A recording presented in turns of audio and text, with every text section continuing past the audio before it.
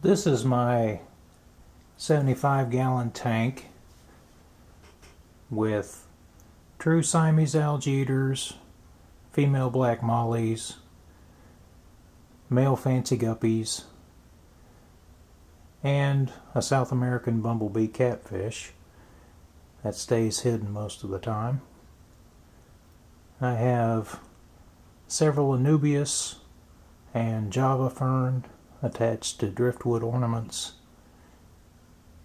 and some Java moss, but it seems to be dying off.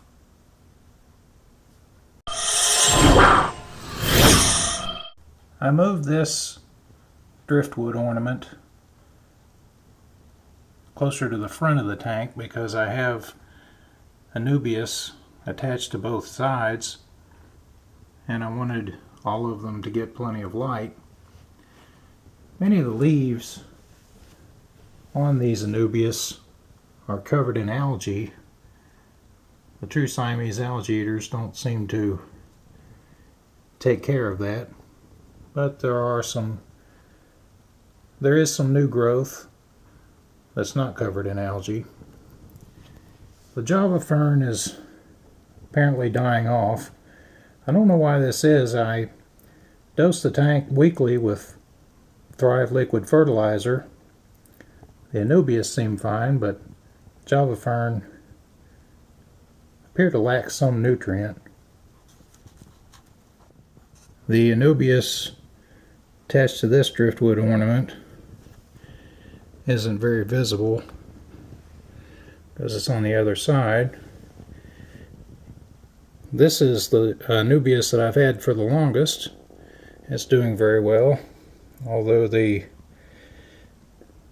driftwood ornament is just about too small for it.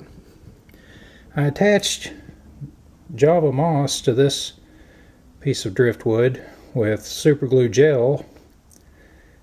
I tied it to the ornament with black thread, and it's slowly deteriorated, so that didn't really take off. And as you can see, that Java fern there seemed to be doing well for a while, but it's slowly dying off, so I'm not sure if there's some nutrient I could add that would help these Java moss and Java fern out. If you have any suggestions, please leave them in the comments. I've removed fancy guppies that have colored up and kept the ones that I like the most, that have the schema that I'm going for, in my 10-gallon bedroom tank, and the rest I have segregated in a 10-gallon to trade to my favorite pet store next week. All the inhabitants are doing fine. The South American bumblebee catfish stays hidden in this plastic hide, but I use a turkey baster with an extension to offer him frozen meaty foods daily, so he's quite happy. I haven't seen him come out and do loops on the glass for probably about a year now,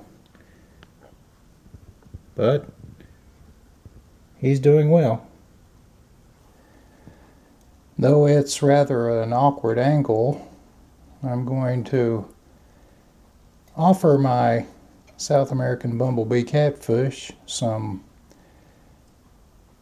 frozen bloodworms, and we might catch a glimpse of him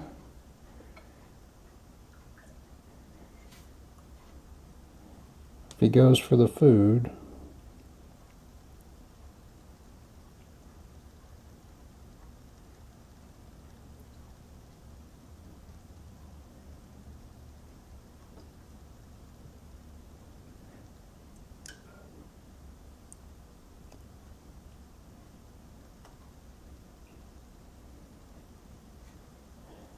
I see him moving around in there through the side of the hide. I was hoping he would stick his head out and go for some of this treat.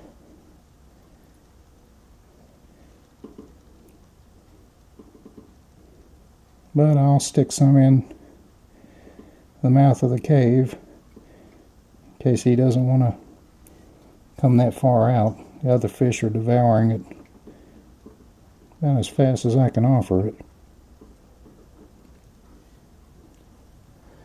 But that's how I feed him.